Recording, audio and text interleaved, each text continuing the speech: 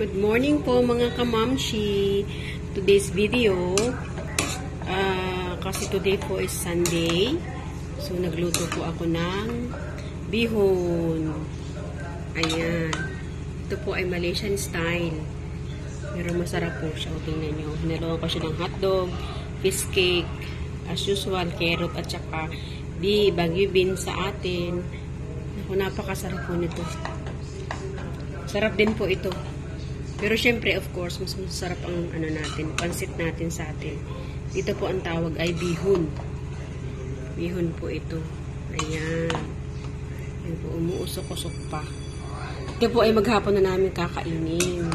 Kasi Sunday po, bihira ako magluto ng kanin kasi pinifray namin yung aming katawan sa kanin. Kasi hindi din po maganda sa katawan. Sa healthy, ang always kanin. Hindi po ba? Hindi po maganda. Ayan. So, paminsan-minsan po, i-fry natin yung ating healthy food sa like this. Bihon, pansit, kumbaga sa atin. Ayan. Ayan, oh. Napakasarap po. Super sarap. Pero, of course, syempre, mas masarap yung bihon sa Pilipinas. Yung bihon gisado.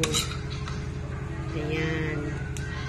Similar din po ito ng bihon dito. Yeah, wait, anak, wait. I'll give you this one, okay? Wait. Ayan. Ako, nagugutom na yung anak ko. Hungry na daw siya. Okay.